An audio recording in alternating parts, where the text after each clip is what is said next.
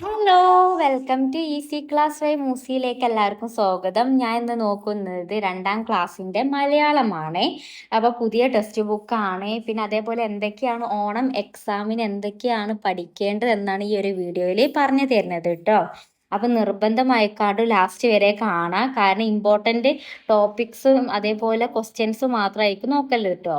അപ്പോൾ ഒന്നാമത്തെ ചാപ്റ്റർ ആണ് മഴയോ മഴ. അപ്പൊ ഈ ഒരു മഴയിൽ കാര്യമായിട്ട് എന്താണ് പറയുന്നത്? മഴയെ പറ്റിയാണല്ലേ. അപ്പൊ ആദ്യം മക്കളെ, കുഞ്ഞു മക്കളാണല്ലേ, അതുകൊണ്ട് മഴ എന്ന് ആദ്യം എഴുതാൻ പഠിക്കാട്ടോ. പിന്നെ അതേപോലെ തന്നെ നിങ്ങൾ ഈ ഒരു കവിത കാണാതെ പഠിക്കണം കേട്ടോ. കാരണം പ്രധാനപ്പെട്ട ഒരു കവിതയാണിത്. കാരണം ചിലപ്പോൾ നിങ്ങൾക്ക് എക്സാമിന് പൂരിപ്പിക്കാനൊക്കെ വരും. അതായത് ഇപ്പോൾ മഴ മഴ മഴ പെയ്യണ്, പുഴ പുഴ പുഴ നിറയണ്, ചിലപ്പോൾ പെയ്യണ് നിറയണ്, അതൊന്നും തരാതെ നിങ്ങളോട് എഴുതാൻ വേണ്ടി പറയും. അതുകൊണ്ട് ആ ഒരു കാര്യങ്ങൾ നിങ്ങൾ കാണാതെ പഠിക്കണം കേട്ടോ. പിന്നെ ഈ ഒരു പാഠത്തുനിന്ന് ചോദിക്കുന്ന ഒരു ചോദ്യമാണ്, കടങ്കഥകൾ എഴുതാൻ വേണ്ടി ചിലപ്പോൾ ചോദിക്കും കേട്ടോ. ചിലപ്പോൾ എന്തെങ്കിലും കടങ്കഥ തന്നുകാണ്ട് അത് എന്താണെന്ന് ചോദിക്കും. ഇപ്പോൾ ഒരു ഉദാഹരണമായിക്കാണ്ട് അവിടെ കൊടുത്തിട്ടുണ്ട്, കാലിൽ പിടിച്ചാൽ തോളിൽ കയറും, എന്താണ്? കുടയാണല്ലേ. അതേപോലെ വേറെ എന്തെങ്കിലും കടങ്കഥ തന്നുകാണ്ട് നിങ്ങളോട് എഴുതാൻ വേണ്ടി പറയും കേട്ടോ അതിൻ്റെ ഉത്തരം. അപ്പോൾ അത് കുറച്ച് കടങ്കഥകൾ നിങ്ങൾ നോക്കി വെക്കേണ്ടതാണ് കേട്ടോ. പിന്നെ അതേപോലെ തന്നെ പിന്നെ വേറൊരു പേരിൽ ചിലപ്പോൾ നിങ്ങളോട് കുട വരയ്ക്കാൻ വേണ്ടി പറയും. കൂടെ വരച്ച് കാണ്ട് കളർ ചെയ്യാനോ, അല്ലെങ്കിൽ കൂടെ വരച്ചത് ഉണ്ടാവും അത് കളർ ചെയ്യാനോ, അല്ലെങ്കിൽ ആ ഒരു ഡോട്ട് ഒരു പോയിന്റ് തന്നിട്ടുണ്ടാവും അത് കൂടെയായിക്കാണ്ട് വരക്കാനോ, എന്നിവയൊക്കെ ചിലപ്പോൾ നിങ്ങളുടെ എക്സാമിന് ചോദിക്കൂട്ടോ. ഇനി നമുക്ക് കുറച്ച് കടങ്കഥകൾ നോക്കിയാലോ. അകമില്ല, പുറമില്ല, നെട്ടില്ല, വട്ടല്ല, എന്താണ്? പപ്പടം. അച്ഛൻ മുള്ളൻ, അമ്മ മിനുമിനു, മോള് മണിമണി, എന്താണ്? ചക്കയാണ് കേട്ടോ. ഇല്ലത്തമ്മ കുളിച്ചു വരുമ്പോൾ കുഞ്ഞിക്കിണ്ണൻ തുള്ളി തുള്ളി, എന്താണ്? അരി തിളക്കുന്നതാണ് കേട്ടോ. ഇനി നാലാമത്തെ ഒരു കടുങ്കഥയാണ്, കറിക്കു മുമ്പൻ ഇലക്കു പിമ്പൻ, എന്താണ്? കറിവേപ്പില. ഈ അഞ്ചാമത്തെ കടുങ്കഥ, കുളിക്കാൻ പോകുമ്പോൾ കുഴഞ്ഞു മറിഞ്ഞ് കുളിച്ചു വരുമ്പോൾ ബലാബലൻ, ആരാണ്? പപ്പടം. കാരണം ഭയങ്കര സോഫ്റ്റ് ആയിരിക്കല്ലേ, നമ്മൾ എണ്ണയൊക്കെ ഇടേണ്ട മുമ്പ് എണ്ണയെ പോയിക്കാണ്ട് എടുത്താലോ ഭയങ്കര മുറുമുറായിരിക്കും അല്ലേ. അപ്പൊ എന്താണ്? പപ്പടം. ഇതേപോലത്തെ കുറച്ച് കടങ്കഥകൾ നിങ്ങൾ നോക്കി വെക്കേണ്ടതാണ് കേട്ടോ. ഇനി എക്സാമിന് ചോദിക്കാനും സാധ്യതയുള്ളൊരു ചോദ്യമാണ് ഒരു മയാനുഭവം എഴുതാൻ നിങ്ങളുടെ. നമുക്കൊന്ന് നോക്കിയാലോ. അപ്പൊ ഞാൻ ഇവിടെ ചെറിയൊരു അനുഭവം പറഞ്ഞു തരാം. നിങ്ങളെ പരീക്ഷയ്ക്ക് ഇതന്നെ എഴുതണമെന്നില്ല കേട്ടോ. നിങ്ങൾക്ക് ചെറുതായിക്കാണ്ട് നിങ്ങളുടെ രീതിയിൽ എഴുതാം. ഇനി നമുക്ക് നോക്കിയാലോ. ഒരു വൈകിട്ട് സ്കൂളിൽ നിന്ന് വീട്ടിലേക്ക് പോകുമ്പോൾ അപ്രതീക്ഷിതമായി ചെറിയൊരു മഴ പെയ്യാൻ തുടങ്ങി. ആദ്യം കനലായി തുടങ്ങിയ തുള്ളികൾ മൃദുവായ സ്പർശനമായി എൻ്റെ മുഖത്തും കയ്യിലും വീണപ്പോൾ ഹൃദയം അതീവ സന്തോഷത്തോടെ നിറഞ്ഞു. ആ ഇളം തണുപ്പും നിലാവിനൊപ്പം ചേർന്ന മഴയുടെ ഗാനം പോലെ തോന്നിയ ആ ഒരു ശബ്ദം മനസ്സിൽ ഒരു ശാന്തിയും ആവേശവും പകരുകയായിരുന്നു. കുടയില്ലാതെ ഞാൻ മഴയിൽ കുതിക്കുകയായിരുന്നു. എന്നിട്ട് വീട്ടിലെത്തിയപ്പോൾ തന്നെ ഒന്നായിട്ട് നനഞ്ഞിരുന്നു. കൂടെ കൊണ്ടുപോകാത്തത് കൊണ്ട് അമ്മൻ്റെ അടുത്തുനിന്ന് ചീത്തയും കേട്ടു. ചെറിയതെങ്കിലും ഒരിക്കലും മറക്കാനാവാത്ത ഒരു അനുഭവമാണ് ഇത്. അപ്പൊ ഇതേപോലെ നിങ്ങൾക്ക് അറിയുന്ന ചെറിയൊരു അനുഭവം പഠിച്ചു വെക്കണം കേട്ടോ. ഇനി നമുക്ക് കുറച്ച് മഴച്ചൊല്ലുകൾ നോക്കിയാലോ. മഴ നനയാതെ പുഴയിൽ ചാടി, മഴയുമില്ല വിളയുമില്ല, പെരുമഴ പെയ്താൽ കുളിരില്ല, ഇടിവെട്ടും വർഷവും ദേവർക്കും അറിയില്ല, അന്തിക്കു വന്ന മഴയും അന്തിക്കു വന്ന വിരുന്നും അന്നു പോകയില്ല, മാക്രി കരഞ്ഞു മഴ പെയ്ച്ചു, ചിങ്ങത്തിലെ മഴ ചിരിച്ചു കളിച്ചു. ഇതേപോലെ കുറച്ച് മഴച്ചൊല്ലുകൾ നിങ്ങൾ നോക്കി വെക്കേണ്ടതാണ് കേട്ടോ. ഇത് ചിലപ്പോൾ എന്തായാലും നിങ്ങൾക്ക് എക്സാമിന് ചോദിക്കൂട്ടോ. അതുകൊണ്ട് ഇത് നല്ല നോക്കി വെക്കണം കേട്ടോ. എൻ്റെ നാട്ടിലെ ജലസ്രോതസ്സുകൾ ഏതൊക്കെയാണ് എന്നതാണ്. അപ്പൊ ഏതൊക്കെയുണ്ട് മക്കളെ? കുളമുണ്ട്, കിണറുണ്ട്, അരുവിയുണ്ട്, മഴവെള്ളമുണ്ട്, കായലുണ്ട്, പുഴയുണ്ടല്ലേ. ഇതിൽ നിന്നൊക്കെ നമുക്ക് എന്ത് കിട്ടും? വെള്ളം കിട്ടുമല്ലേ. അപ്പൊ ഇത് നിങ്ങൾ എന്തായാലും പഠിച്ചു വെക്കേണ്ടതാണ് കേട്ടോ. ഇനി നമുക്ക് കുറച്ച് പോസ്റ്റർ നോക്കാം. ജലം കേടാക്കരുത് എന്നതിനെ പറ്റിയാണ് കേട്ടോ പോസ്റ്റർ. അപ്പൊ ഈ പോസ്റ്റർ ചിലപ്പോൾ എന്തായാലും പരീക്ഷയ്ക്ക് ചോദിക്കും കേട്ടോ. ഒന്നോ അല്ലെങ്കിൽ രണ്ടോ മൂന്നെണ്ണോ എഴുതാൻ. അതുകൊണ്ട് നമുക്ക് കുറച്ച് പോസ്റ്റർ വാക്യങ്ങൾ നോക്കാം.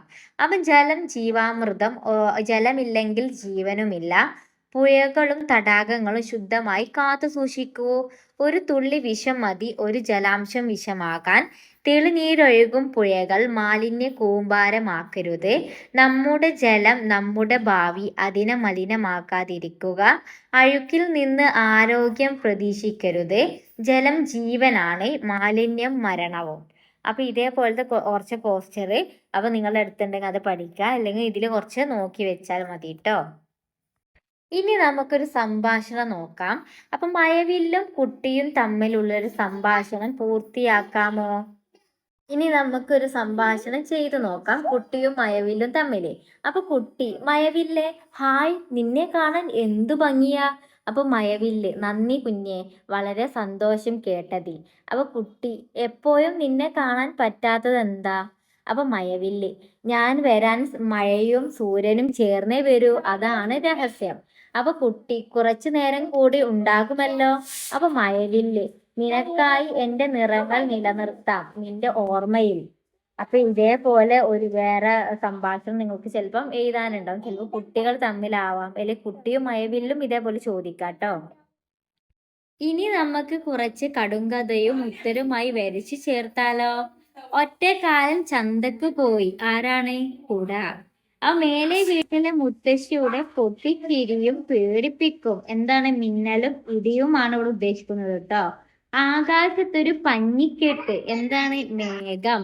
ആരാലും അടിക്കാത്ത മുറ്റം. എവിടെയാണ്? ആകാശം. ആകാശം ആരും അടിച്ചു വാരോ? ഇല്ലല്ലോ. അപ്പൊ വില്ലാണ്, പക്ഷെ ഞാനില്ല കെട്ടാൻ. ആരാണ്? മഴവില്ലാണ് കേട്ടോ. അപ്പോൾ ഇതിന്റെ ഉത്തരമാണ് കേട്ടോ ഇവിടെ ചേർത്തിരിക്കുന്നത്. ഇനി അവിടെ ഒരു ചോദ്യം കൊടുത്തിട്ടുണ്ട്, അതിന്റെ ഉത്തരം നോക്കിയാലോ. മഴ തോർന്നാലും മരം പെയ്യുമെന്നൊരു ചൊല്ലുണ്ട്. അതേ അർത്ഥം വരുന്ന ചൊല്ല് താഴെ കൊടുത്തിട്ടുള്ളവയിൽ ഏതാണ്? ചെമ്മാനം കണ്ടാൽ അമ്മാനം മഴയില്ല, അത്തം കറുത്താൽ ഓണം വെളുക്കും, അടമഴ വിട്ടാലും ചെടിമഴ വിടില്ല. അപ്പൊ മഴ തോർന്നാലും മഴ പെയ്യുമെന്ന് ചൊല്ലിന് ഏതാണ് ഇവിടെ ഉദാഹരണമായി കൊടുക്കാം? അടമഴ വിട്ടാലും ചെടിമഴ വിടില്ല. കാരണം എന്താണ്? ഇപ്പൊ മഴ പെയ്ത് കഴിഞ്ഞാലും എന്താണ്? മരത്തിൽ നിന്ന് മരം ഇളക്കിയാൽ എന്ത് വരും? മഴത്തുള്ളി ഉണ്ടാവുമല്ലേ? അതാണ് ഇവിടെ ഉദ്ദേശിക്കുന്നത് കേട്ടോ. ഇനി നമുക്ക് ഒരു ചോദ്യം കൂടി നോക്കാം.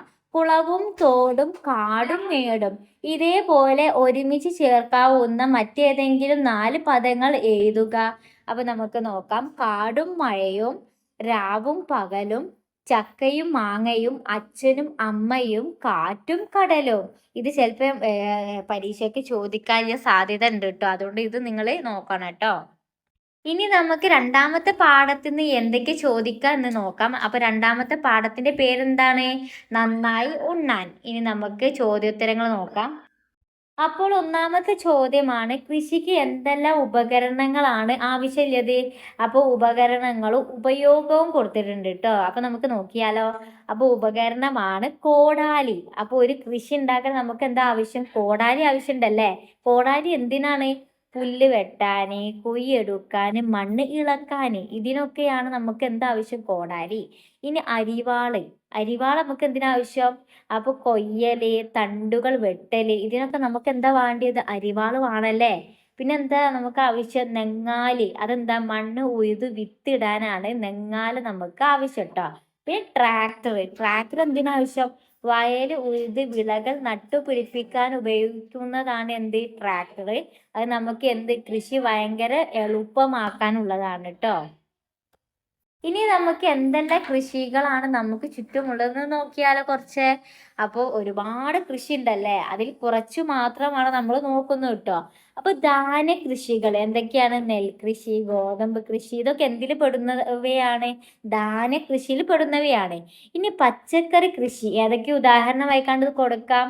തക്കാളി കൃഷി, വാഴ കൃഷി, മുളക് കൃഷി, പിന്നെ പടവലങ്ങ കൃഷി, പിന്നെ ചീര കൃഷി, വാളൻ പയർ കൃഷി, ഇതൊക്കെ എന്താണ്? പച്ചക്കറി കൃഷികളാണ് കേട്ടോ. ഇനി പഴവർഗ കൃഷികൾ ഏതൊക്കെയാണ്? തേങ്ങ, കായപ്പഴം അതായത് മാങ്ങ, പ്ലാവ്, പപ്പായ, നാരങ്ങ, ആപ്പിള്, മുന്തിരി, ഇതൊക്കെ എന്ത് കൃഷിയാണ്?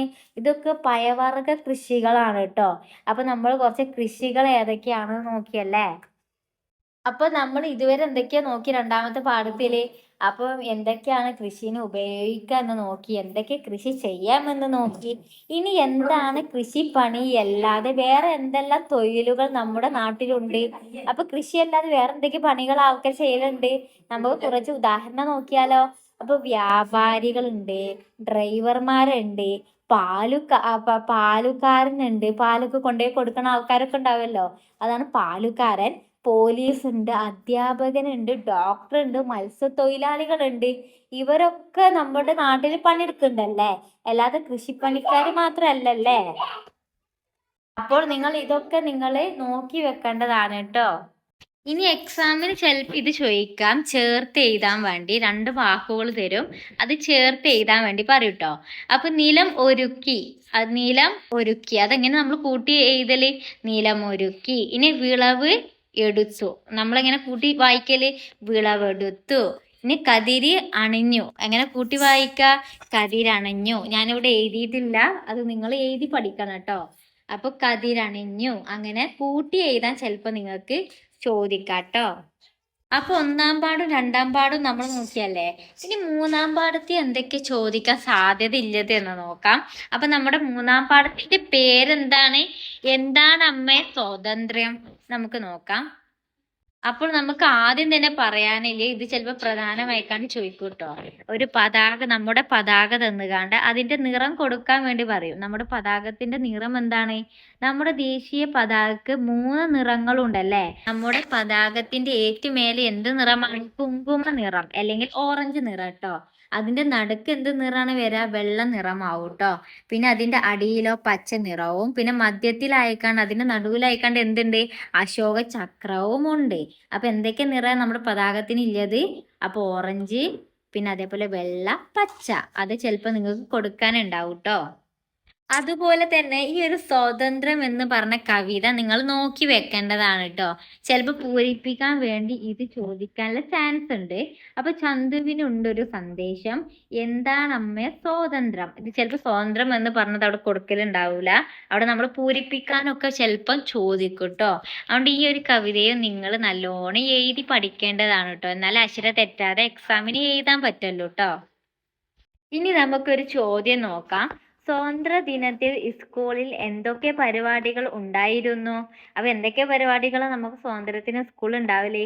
അപ്പൊ ദേശീയ പതാക ഉയർത്തും, അതല്ല കാര്യമായിട്ട് ഉണ്ടാവല്. പിന്നെ ദേശീയ ഗാനങ്ങൾ പാടും, പിന്നെ റാലി ഉണ്ടാവും, പിന്നെ പ്രസംഗങ്ങൾ ഉണ്ടാവും, പിന്നെ മധുരമൊക്കെ കിട്ടുമല്ലേ നമുക്ക്, മുട്ടായി, പായസം, അതൊക്കെ കിട്ടുമല്ലോ സ്വാതന്ത്ര്യദിനത്തിന്റെ അന്ന്. അപ്പൊ ഇത്രയും കാര്യങ്ങൾ നോക്കി വെക്കേണ്ടതാണ് കേട്ടോ, ചിലപ്പോൾ പരീക്ഷയ്ക്ക് ചോദിക്കും. പിന്നെ അതേപോലെ തന്നെ അപ്പൊ ഈ ഒരു പാഠത്തിൽ ചോദിക്കാൻ ചാൻസ് ഉള്ളത് ഗാന്ധിജിയും പിന്നെ അതേപോലെ ജവഹർലാൽ നെഹ്റുവിനെ പറ്റിയാണ്.